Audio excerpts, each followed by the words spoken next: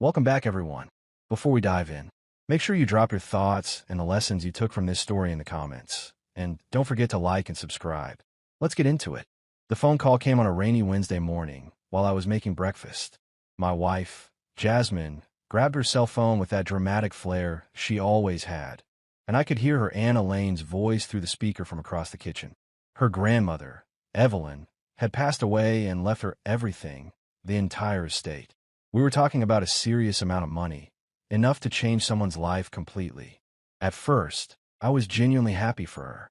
Losing someone you love is never easy, but knowing her grandmother wanted to take care of her future felt meaningful. I walked over and squeezed her shoulder while she was still on the call, thinking we would process this together like married couples do. But the moment she hung up, I saw something shift in her expression. Not grief, not gratitude, something else entirely. "Can you believe it?" she said, but her tone was not excited. It was almost calculating. All those years of her telling me to be practical, to stay grounded. Turns out she had been sitting on this possibility the whole time. I nodded, still trying to read her mood. "It is incredible, honey. She must have really loved you to leave you everything." She looked at me then, and for the first time in our marriage, I felt like she was seeing me differently. Not as her husband, but as what? An obstacle? A burden? "You know what this means, right?" she continued, walking to the window and staring out at the rain. "I do not have to worry about anything anymore. No more budgeting. No more compromising on things I want." The way she said compromising landed wrong. We were not rich, but we were comfortable. I worked decent hours at a job that paid the bills, covered our mortgage, kept food on the table. We took vacations, went out to dinner, lived a normal middle-class life. What compromises was she talking about? Over the next few days, the phone calls with lawyers and financial advisors began. I tried to be supportive, even offered to help her organize the paperwork, but she waved me off. "I can handle this myself," she said. "It is not like it is complicated." Fair enough. It was her inheritance, her family money. I respected that. But then the comments started, small things at first. She would look around our living room and make little observations. "This furniture is so basic." She would flip through our streaming services and sigh. "We could afford so much better now." Now, like our previous life was a prison sentence she had just been released from. The real wake-up call came about 2 weeks later. We were at dinner with another couple, friends we had known for years. The conversation naturally turned to her inheritance. It is hard to keep that kind of news quiet in a small social circle. "It must be such a relief," our friend Rochelle said to both of us. "Financial security is such a gift." Jasmine smiled, but it was not a warm smile. "Oh, it definitely changes your perspective on things, on people," she said, and she looked directly at me when she said that last part. "What do you mean?" our friend Calvin asked, probably sensing the tension I was already feeling. Jasmine set down her wine glass with deliberate precision. "When you do not have to depend on someone else's income anymore, you start to see relationships more clearly. You realize what was necessity and what was actually choice." My stomach dropped. The table went quiet. "Necessity?" I asked, keeping my voice level despite the heat rising in my chest. She shrugged as if she were discussing the weather. "I mean, let us be honest. How many decisions in our marriage were made because we had to consider your salary, where we lived, what we could afford, how we spent our weekends? Now I can actually make choices based on what I want, not what we can manage on your paycheck." Our friends exchanged uncomfortable glances. I excused myself to the restroom, mainly to avoid saying something I would regret in public. When I came back, the conversation had shifted to safer topics, but the damage was done. My wife had essentially announced to our friends that our entire marriage had been some kind of economic arrangement on her part. The drive home was silent. That night, lying in bed, I stared at the ceiling and tried to process what had just happened. This was the same woman who used to thank me for working overtime when she wanted something special. The same person who said she felt secure and loved because I took care of our household. Now, apparently, all of that had been necessity. I thought about the early years of our marriage.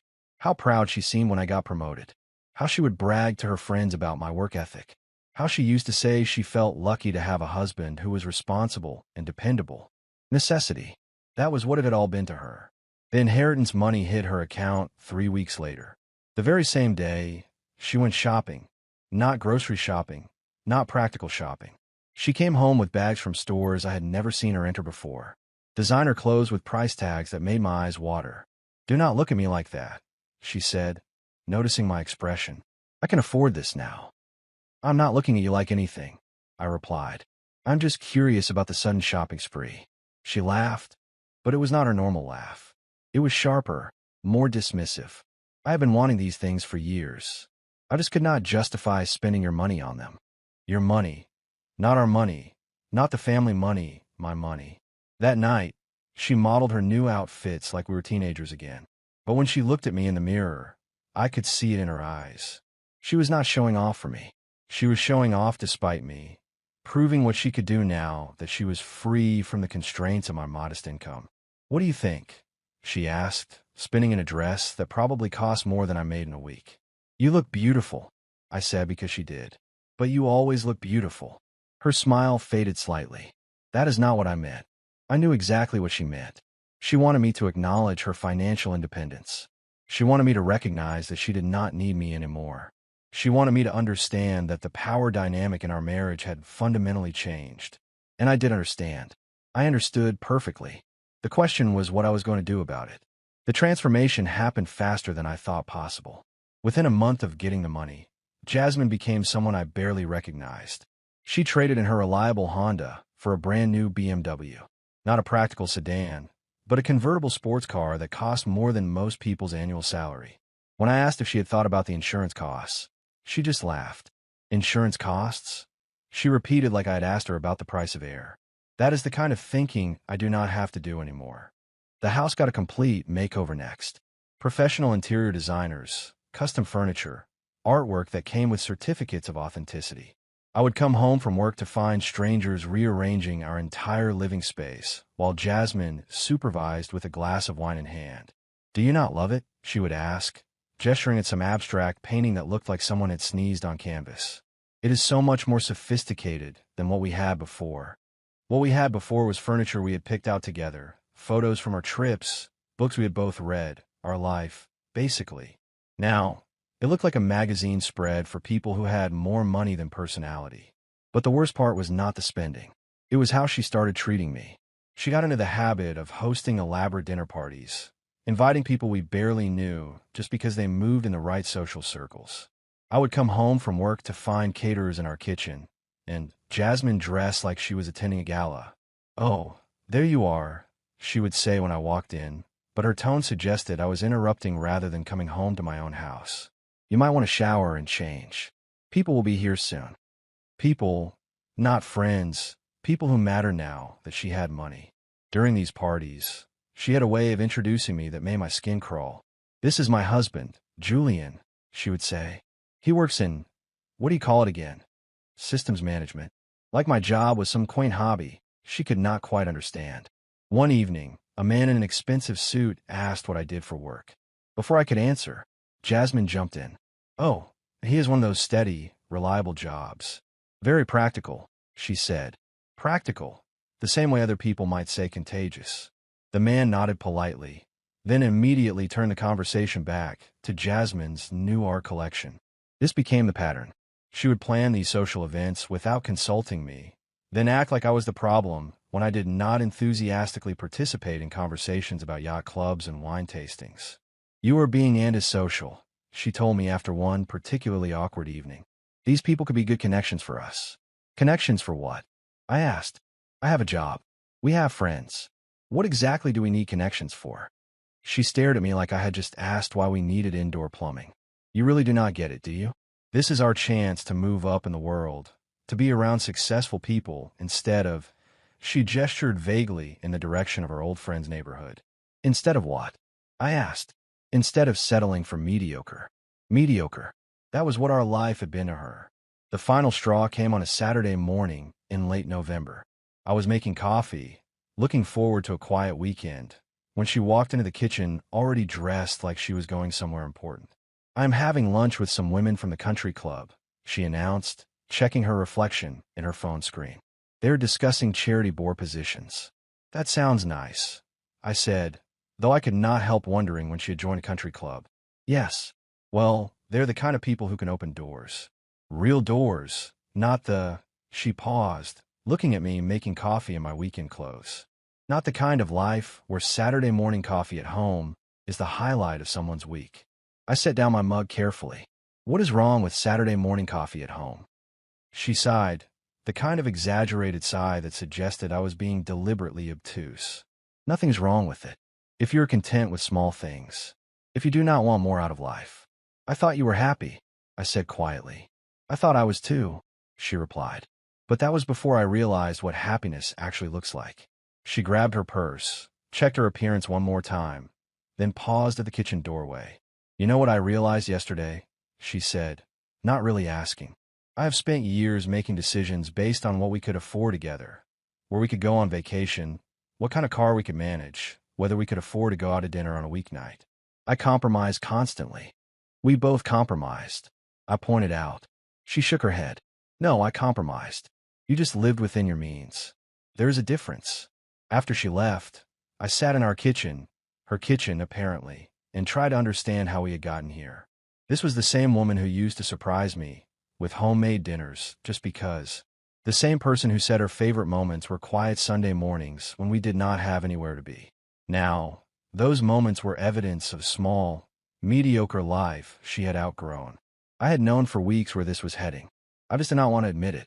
The conversation I had been dreading happened the following Tuesday. She was waiting for me when I got home from work, sitting in the living room with a glass of wine and a manila folder on the coffee table. We need to talk, she said. I knew immediately what was in that folder. I have been thinking a lot about us lately, she continued, her voice steady and businesslike, about what we both want out of life, and I think we want very different things now. I did not sit down. I just stood there waiting for her to say what we both knew was coming. I think we should get a divorce. The words hung in the air between us. I was not surprised exactly, but hearing them out loud still felt like getting punched in the stomach. I see, I said finally. She seemed surprised by my calm response. I think she had expected me to argue, to fight for our marriage, to promise I could change, or give her whatever she thought she needed. I have already spoken to a lawyer, she continued, opening the folder and pulling out official-looking documents. I want this to be fair and clean. No drama. The papers are all there, she said, sliding the folder across the coffee table toward me. My lawyer said you should probably get your own attorney to review everything, but honestly, it is pretty straightforward. I picked up the folder and flipped through the pages. Dissolution of marriage. Division of assets. All very clean and official. I am keeping the house, she said matter-of-factly. Obviously. And my inheritance is separate property, so that is not part of the settlement, but you will get your fair share of everything else. Your fair share. As if she was doing me a favor. Any questions? She asked. I had a million questions. I wanted to ask when exactly I had become dead weight in her life. I wanted to ask if any of our marriage had been real to her, or if it had all just been economic necessity. I wanted to ask if she had ever loved me, or if she had just loved the security I provided. Instead, I picked up the pen she had left on the table. No questions, I said. I signed the papers without reading them thoroughly. I signed them without calling a lawyer. I signed them without negotiating or trying to change her mind. Her eyes widened slightly as I finished signing. I think my calm acceptance threw her off balance. That is it, she asked. That is it, I confirmed, sliding the folder back across the table. I walked to the front door, grabbed my jacket, and headed for my car. Where are you going? She called after me. Out, I said without turning around. As I drove away, I could see her in the rearview mirror, standing in the doorway of our house, watching me leave. She looked confused, like she had expected a different reaction. But what reaction did she want? Tears, begging, promises to become the kind of man her new money required? I was done being someone's necessity, and I was definitely done being someone's disappointment. I did not go back to the house that night, or the next night, or the night after that. I checked into a decent hotel downtown and started making phone calls, not to lawyers or friends or family members who might try to talk me out of what I was planning. I called a company that specializes in corporate relocations. How quickly can you arrange a transfer to a different state? I asked the representative. That depends on the company and the position, she replied. What is your timeline? 2 weeks. She paused. That is ambitious, but not impossible. What field are you in? Within 3 days, I had interviews lined up in Minneapolis, Denver, and Phoenix. Within a week, I had a job offer in Minneapolis that paid 15% more than what I was making. The company needed someone to start immediately, and they were willing to cover relocation expenses. Perfect. I went back to the house exactly once, on a Thursday afternoon when I knew my soon-to-be ex-wife would be at her weekly spa appointment. The place looked different already. More artwork, different furniture arrangements, fresh flowers and expensive vases. She was already erasing our shared life and replacing it with her version of sophistication. I packed methodically, clothes, personal documents, a few books that meant something to me. I left behind anything we had bought together, anything that might remind me of who I used to be when I thought I was building a life with someone who valued me. The wedding photos stayed on the mantle. Our furniture stayed where it was. Even my tools in the garage stayed behind. I wanted nothing from that life except my freedom. I left no note, no forwarding address, no explanation. I did leave my wedding ring on the kitchen counter next to her coffee maker, where she would be sure to find it. The move to Minneapolis happened faster than I thought possible. The relocation company handled everything. Within 2 weeks of signing those divorce papers, I was standing in an empty townhouse 1,500 miles away, watching the moving truck disappear down the street. My new life started immediately. No transition period, no looking back, no second-guessing. I threw myself into my new job, learned the names of my coworkers, found a decent gym, discovered which coffee shop made the best breakfast sandwiches. I changed my phone number the day I arrived. New state, new number, new service provider. I closed my old social media accounts and opened new ones under a slightly different name. I was not hiding exactly, but I was not making myself easy to find either. Meanwhile, according to a mutual friend who called my old number and got a disconnect message, Jasmine was planning a celebration. She is throwing a party this weekend, the friend told me when she finally tracked down my work number. She is calling a new chapter party. Apparently, she is inviting everyone we know. A party. She was throwing a party to celebrate being rid of me. From what I heard later, the party was everything you would expect from someone with too much money and too little judgment. Catered food, open bar, professional disc jockey. She had apparently told everyone that she was finally free to live the life she had always wanted. According to another friend who attended and called me afterward, she kept checking her phone throughout the evening, looking toward the door every time someone arrived, making comments about how some people just cannot handle change and prefer to sulk rather than face reality. She was waiting for me to show up, waiting for me to make a scene, to beg her to reconsider, to prove that I could not handle life without her. But I was 2 states away assembling furniture in my new place and researching good hiking trails of the area. The calls to my old number started that Sunday. According to the friend who eventually told me about this, Jasmine spent the entire day trying to reach me. She called repeatedly, left voicemails that started angry and gradually became more confused. "Where in the world are you?" was apparently how the first message began. By the 10th message, she was asking friends if they had heard from me. By the 20th, she was driving to places she thought I might be, my old gym, the coffee shop we used to go to, even my former workplace where she learned I had already given notice and cleared out my office. It took her 3 days to realize I was actually gone. Not hiding at a friend's place. Not staying at a hotel to make a point. Gone. The private investigator she hired told her later that I had covered my tracks well. New job, new address, new phone number, new everything. Professional level disappearing act. But that was much later. In those first few months, I focused on building something entirely new. I joined a hiking group and spent weekends exploring trails around the Twin Cities. I took a cooking class and learned how to make things that did not come from a box or a restaurant. I started reading books again, something I had somehow stopped doing during the last few years of my marriage. I bought furniture that I actually liked, not furniture that looked expensive or sophisticated. Comfortable chairs, a good mattress, a kitchen table where I could sit and eat breakfast while looking out at the trees in my small backyard. Most importantly, I stopped checking over my shoulder. I stopped wondering what she was doing or thinking or planning. I stopped caring whether she missed me or regretted her decision. I found out later that she had expected me to come crawling back within a month. She told several people that I was just being dramatic and would realize I could not make it without her once the reality of living alone set in. She kept the house exactly as it was for the first 6 months after I left, apparently convinced I would return and apologize for whatever tantrum she thought I was throwing. But I was not throwing a tantrum. I was not making a statement or trying to teach her a lesson. I was just done. Done being someone's backup plan. Done being the practical choice someone settled for. Done being part of a life that someone else considered mediocre.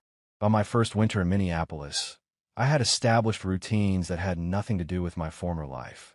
I had made new friends who knew me as I was now, not as half of a couple that had fallen apart. I had learned to appreciate quiet Saturday mornings again, but this time they were mine by choice, not because I could not afford anything better. I was building the kind of life that belonged to me completely, and for the first time since I could remember, that felt like enough. 3 years into my new life in Minneapolis, I got an unexpected phone call from our old neighbor back home. We had been friendly but not close, so hearing from him was surprising. "I hope you do not mind me calling," he said after we had exchanged basic pleasantries. "I got your number from your old company's directory. I wanted to ask you something, but I was not sure if it was appropriate." "What is up?" I asked, genuinely curious. "It is about your ex-wife," he said carefully. "I do not know if you keep in touch or if you even want to know, but things have gotten pretty rough for her lately." I was not sure how to respond to that. Part of me was curious, but a bigger part of me had worked hard to stop caring about her life entirely. "Rough how?" I found myself asking despite my better judgment. "Well, she lost the house last month, foreclosure, and I think she has moved back in with her parents temporarily." This caught me off guard. The house was paid off when we divorced. How do you lose a house that does not have a mortgage? "She took out a loan against it about 18 months ago," he continued, apparently reading my confusion in my silence. "A big one. Then she could not make the payments." Over the next 20 minutes, he filled me in on what had been happening in the life I had left behind. The picture he painted was both shocking and, if I'm being honest, predictable. The spending had continued after I left, but it had escalated dramatically. Designer clothes became designer everything. The BMW had been traded up to a Mercedes, then to a Porsche. She took trips to New York City and the California coast, bought jewelry that cost more than most people's cars, renovated the house twice in 2 years. She was throwing parties every few weeks, big, expensive affairs, catered, decorated, the whole thing. I think she was trying to establish herself in some social circle, but it was costing her a fortune. And the loan against the house? That happened when the inheritance money started running low. I think she thought it was just a temporary measure, a way to maintain her lifestyle while she figured out her next move. But the payments were brutal, and she did not have steady income. No steady income. Because why would someone with what felt like unlimited money need to work? "She tried to get a job about 6 months ago," he continued. "But she had been out of the workforce for so long, and her expectations were unrealistic.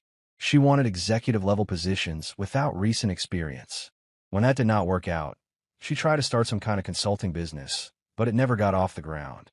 The math was brutal but simple. Inheritance money, no matter how substantial, has limits, especially when you are spending like it is unlimited and have no income to replenish it. The house sale did not even cover what she owed on it. The loan plus all the credit cards she had maxed out renovating and redecorating. She walked away with nothing. Nothing. The woman who had called our comfortable middle-class life mediocre was now starting over with less than we had when we got married. "I probably should not be telling you this," the neighbor, Derek Langford, admitted. "But she's been asking people about you, where you went, if anyone has your contact information. I think the reality of her situation is hitting pretty hard." After we hung up, I sat in my kitchen in Minneapolis processing this information. I felt nothing. Not satisfaction, not pity, not vindication, just nothing. I had built a good life here. I had been promoted twice at my new job and was making more money than I had ever imagined. I had even bought a small cabin about an hour north of the city where I spent weekends hiking, reading, and enjoying the kind of quiet that used to be considered mediocre. More importantly, I had started dating again.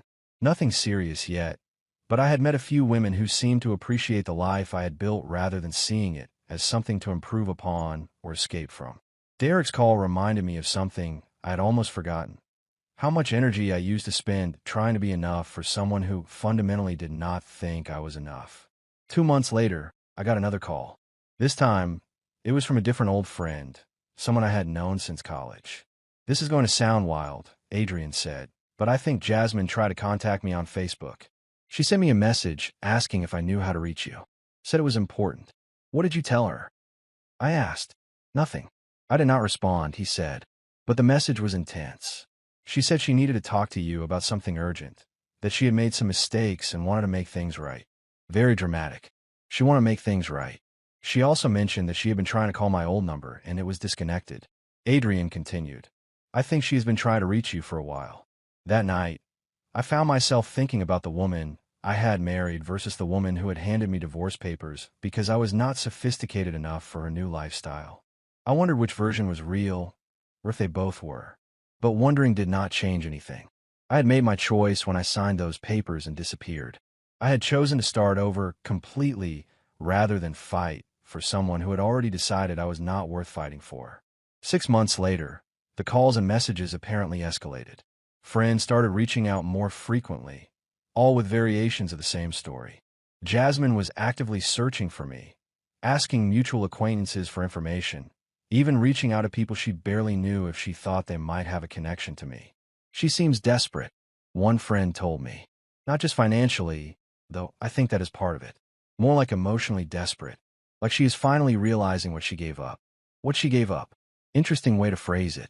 From what I gathered through these secondhand reports, she had spent the better part of 2 years trying to maintain the lifestyle she thought she deserved, burning through money and relationships at an alarming rate. The country club friends had disappeared when the money ran out. The sophisticated social circle had moved on to someone else with deeper pockets. She was alone, broke, and apparently starting to understand that financial security and human connection are not the same thing. But that was her lesson to learn, not mine to teach. I had already learned mine. Sometimes the most loving thing you can do for yourself is walk away from someone who does not value what you bring to their life. And I had learned it well enough that even hearing about her desperation did not make me want to rescue her from the consequences of her own choices. Some people spend years trying to find themselves. I found myself by losing someone who never really wanted to find me in the first place. 5 years after signing those divorce papers, I was living the kind of life I had never imagined possible. My townhouse was paid off early. I had been promoted to senior management, and I was in a solid relationship with someone who appreciated quiet Saturday mornings as much as I did. Then my work phone rang on a Tuesday afternoon. "Is this you?" An unfamiliar voice asked. "I mean, are you the one who used to live in Ohio?" The voice belonged to a private investigator named Preston Carter. Professional, direct, no small talk. "That depends on who is asking," I replied. "Your ex-wife hired me to find you," he said. "She's been trying to locate you for about 2 years now. She says she has something important to discuss." 2 years. She had been actively searching for me for 2 years. "She asked me to tell you she found 300 missed calls on your old phone number," Carter continued. The phone company kept records even after the line was disconnected, so she has been calling that number regularly for 5 years.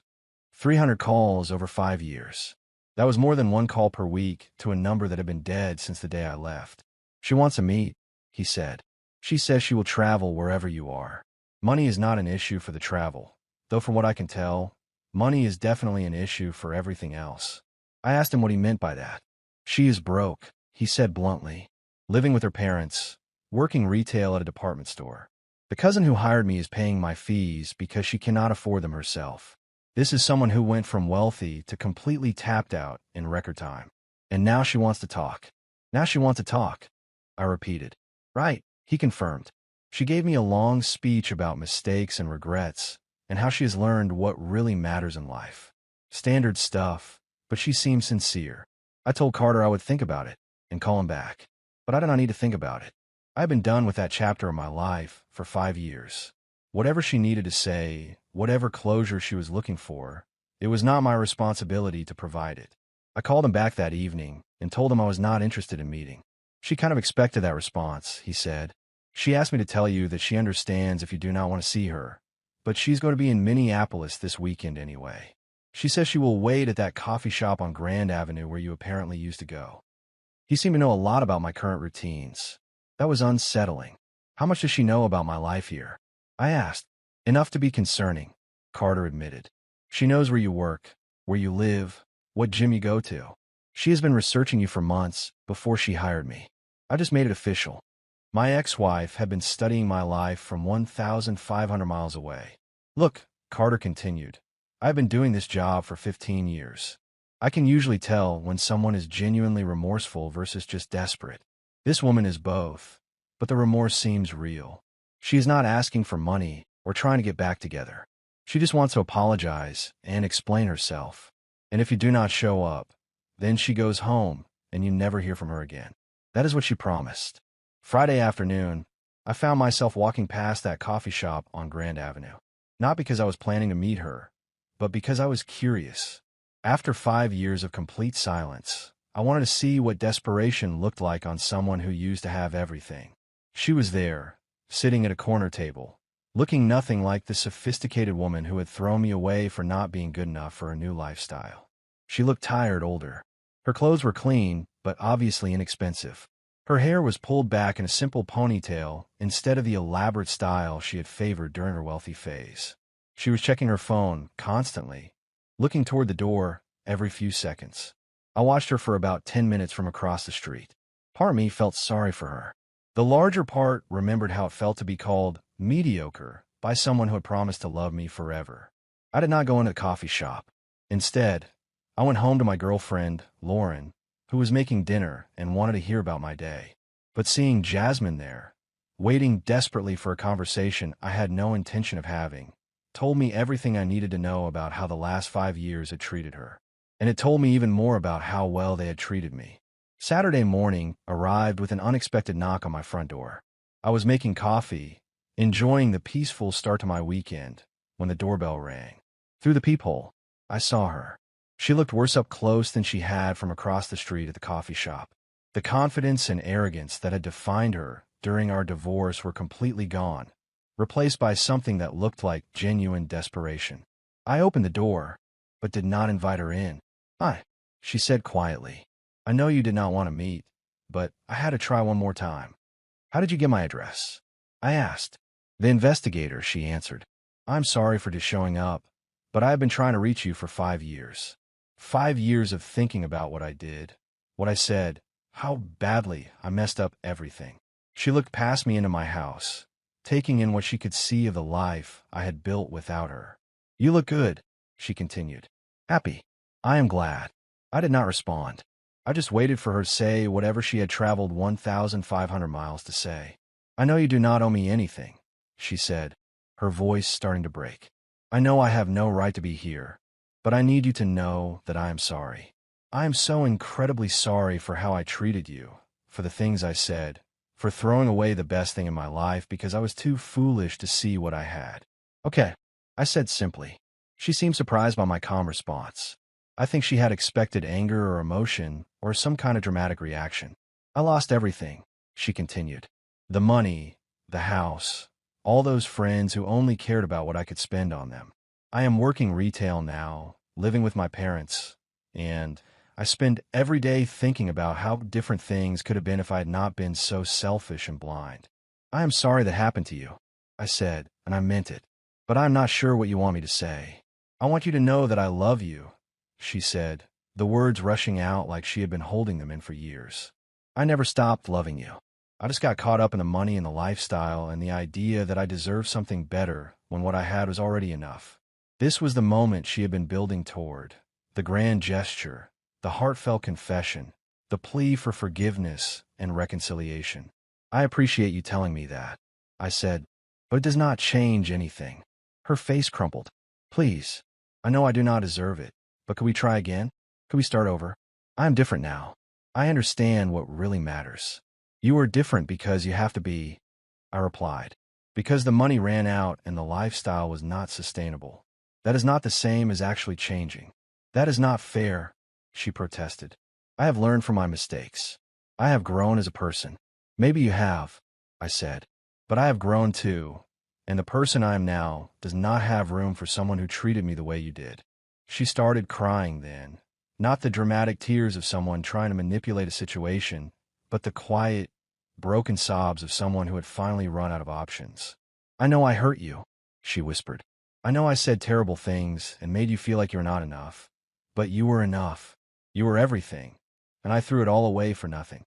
You threw it away because at the time you genuinely believed I was not enough. I corrected her. You did not make a mistake in the heat of the moment. You made a calculated decision based on what you thought your life should look like. She looked up at me, makeup running down her cheeks. So there is nothing I can say, nothing I can do. There is nothing to do, I said gently. What happened between us is finished. I'm not angry with you anymore, but I'm not available for a second chance either. Are you? Are you seeing someone? She asked. Yes, I said. Someone who values the kind of life we are building together instead of seeing it as something to improve upon. At that moment, I heard a car door slam in the driveway. My girlfriend was home from her morning run. I need you to leave now, I said firmly, and I need you to not come back. What we had is over, and it has been over for 5 years. You need to accept that and find a way to move forward with your life.